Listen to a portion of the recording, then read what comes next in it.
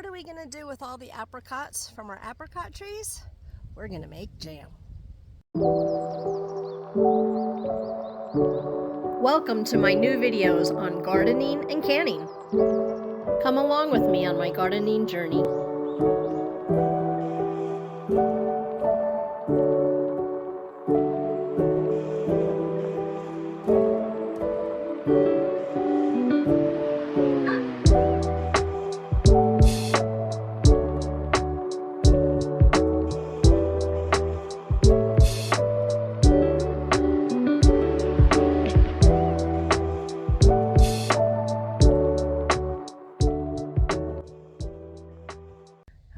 Today we are going to be making apricot jam.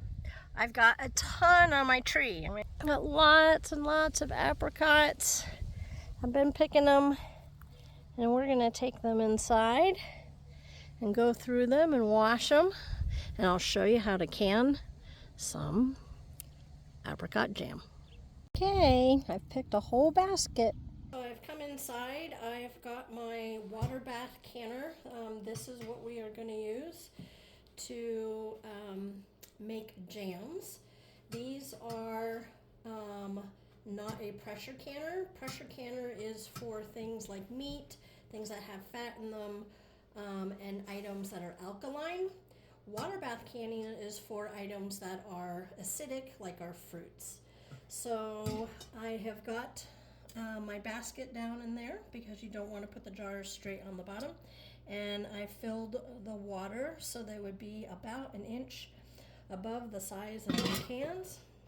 I've got my temperature set on high. I'm going to let this heat up, and then I am going to sterilize my cans or my jars, and I'll show you how to do that. Okay, so how I process my jars as far as getting them sterilized is I put them in the oven at 225 for 20 minutes, and then of course I'll take them out with mitts because they'll be really hot, and then they'll be ready to pack.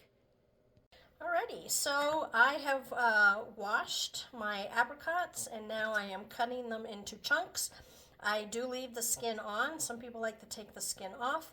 I like bigger chunks so that there's actually some little tiny chunks that will show up in the jam.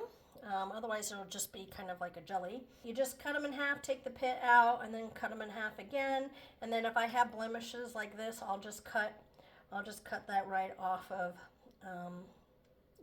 the piece so it doesn't go in the jam. What I'm going to be doing is cutting up these chunks. So I have 6 cups of the apricot pieces, and I'm going to mix those on the stove with 4 cups of sugar, 1 to 2 tablespoons of butter, and that just keeps the frothiness down. And when I get that far, I will start the video back up so you can see what that looks like. Alrighty, so in my pot on high heat, I am melting down the sugar in with my apricot chunks. It won't take long for the sugar to make a nice syrup on those chunks. I'm not going to mash them down, and I'm not going to cook them too much because, again, I want to be able to have the chunks that are going to be in there. So you can already see that it's creating the syrup. And I'm going to cook this down for about 5 minutes. First, I'm going to add my butter. Okay, so I've got my, I got about a tablespoon and a half of butter. Again, you put that in there so that as this cooks down and boils, you don't have all that frothiness that you have to skim off, because that doesn't make the jam look very nice in the jars when they're done. I mean, it's not going to hurt anything if you don't put the butter in, but it just makes the finished product look a lot nicer. The thing about this is it is on high heat, so you want to make sure you keep stirring. You don't want to get any burning on the bottom, because that will affect the flavor. You'll get that burnt flavor in with the jam. So we're going to keep stirring this for about 5 minutes, and then we're going to add a package of pectin. Okay, one of the things I forgot to mention is before we set our timer for the 5 minutes, we want to bring this to a full rolling boil. Basically, a rolling boil just means that as you stir it, you're not stopping it from boiling. So it looks like we're about there. As you can already see, the chunks are separating and becoming smaller. So now I'm going to set my timer for 5 minutes. Alrighty, so this has been boiling now for 5 minutes. So now I'm going to add my package of sure-jel. It's just pectin that you can get at the store. I'll start adding that in, stirring it in, and this is what's going to thicken up your jam. You probably noticed that my fingers are pretty dark. I am a gardener. I did several hours of weeding yesterday. I've scrubbed my hands. They're still stained from all the dirt. I don't like wearing gloves, so I just get my hands dirty. But my hands are clean. They're just stained from the dirt. So we're going to mix this. Again, we don't want it to scorch on the bottom or burn, and we're only going to cook for about a minute. You don't want to overcook once the pectin is in there, because it'll cook the pectin out and your jam won't set up. It'll be kind of syrupy. Now, one of the things you can do to know if you're at the right consistency is the cold plate test, where you put a cold plate in the refrigerator and you put a little bit of this juice on it, and then you tip the plate, and you don't want this juice to run very much on the plate. I've been doing this enough that I can just tell from stirring what consistency that I want. So this is actually looking pretty good. I'm going to turn off my heat, and I'm going to slide this back, take it off the heat, and I'm going to get my jars out and get them loaded up. Alright, so I've got my jars out, and I'm going to use the funnel so I don't make a mess.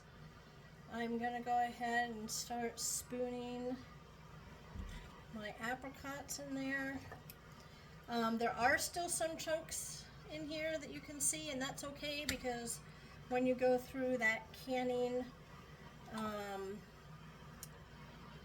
when you go through the canning process, that's going to cook down quite a bit. So it's okay that there's still bigger chunks. I'm going to give about 3/4 of an inch of head space as I'm filling these. Sometimes when I do this recipe, I'll add some pineapple chunks. That kind of gives it just a little different flavor. Also, with only using 4 cups of sugar, I just find when they say 7 cups of sugar, it's just entirely way too sweet. Plus, if you've got people that are watching sugar intake, like diabetes and things like that, it's just nice to be able to have something that they can have. Plus, I think it brings out the flavor of the apricots a little better, that they're not going to be quite so just get shocked with the sweet of the sugar. So as you can see, I've got a little bit of headspace there. You can see that.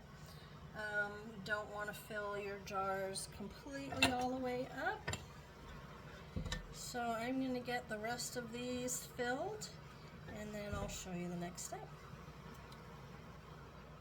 Okay, so 6 cups made these 5 little half-pint jars. I had a little bit left over, just half a jar, which you can't process if it's not, full to, that's about 3/4 of an inch from the top. So I'm just going to eat that separately. But I've taken my, where did it go?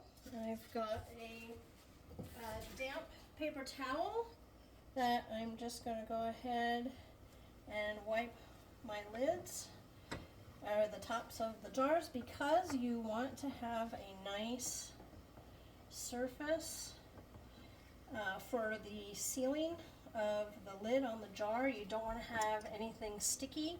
You can also take some vinegar on a cloth or on a paper towel to run through there. I've run through these now several times because there was some spillage and slop. And with the sugar content of this, it just makes everything very sticky. So I just want to make sure I have a really good surface. While this has been happening, my pot here is just starting to boil, which is great, so perfect timing. And now we're going to put the lids on top. It used to be that you had to sanitize your lids and your rings, but now they say you don't have to do that. So you're going to put those on, and then you're going to screw on your lid and just make it finger tight. You don't want to over tighten it. I'm going to put these on. A couple more to go here. Whoop, making a mess.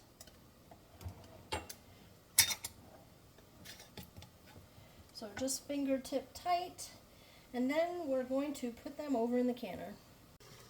Alrighty, so I'm going to pick each of these up, and I'm going to place them down in the canner. I want an inch or two of water to be over the top, which I have, because that's what's going to make them process the correct way. Again, I have my little basket down there on the bottom, and putting these in.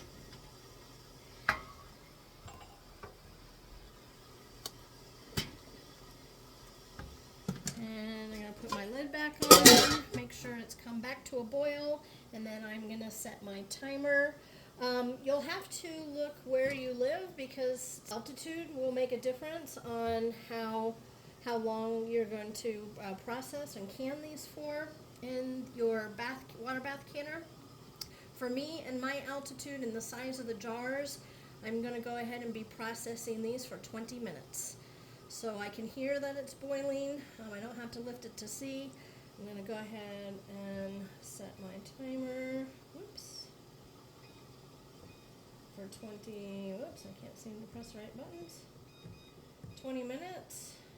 And we're just going to let this boil. Now if it's boiling too much, you can turn your heat down. I know my stove, I can't leave it on high. I'm going to back it down a bit, and then we'll come back in 20 minutes. My timer just went off. I'm going to go ahead and turn down my heat, and I'm going to go ahead and take a peek. You can see the jars are in there and the water's bubbling away. I'm going to go ahead and take my lid off, and then I'm just going to let these cool down for a minute before I take them out and let them sit. Alright, I've let these cool for a bit, so I'm going to go ahead and take them out. They look fantastic. If you heard that little pop, that is the lids going down and sealing on the top of the jars.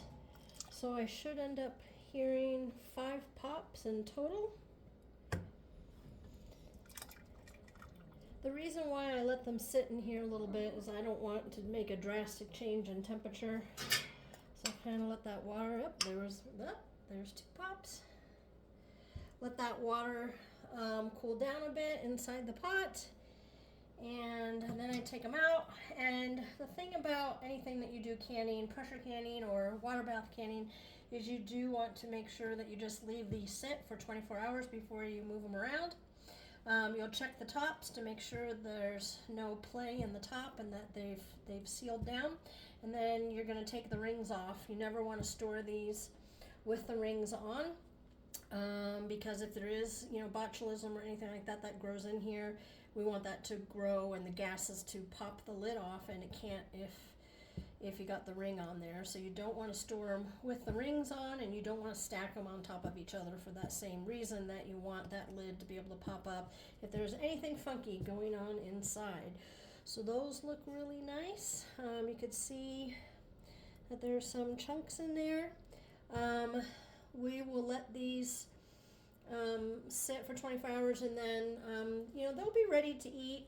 I like to let them sit for another week or two to make, oh, there's the other pop, to make sure that pectin has solidified.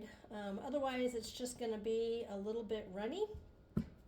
These were some ones that I did a couple days ago, and as you can see, it's a little bit runnier than I would like, but not too terrible. And if they are runny, they say that you can cook them again. I don't like to do that. I'll just use it to put on ice cream, or to put on pancakes, or to just use as a syrup. Well, hopefully you enjoyed this video. If you have any questions, put them down in the comments. Make sure you like and subscribe, and I'll be making some more videos as I get things out of the garden.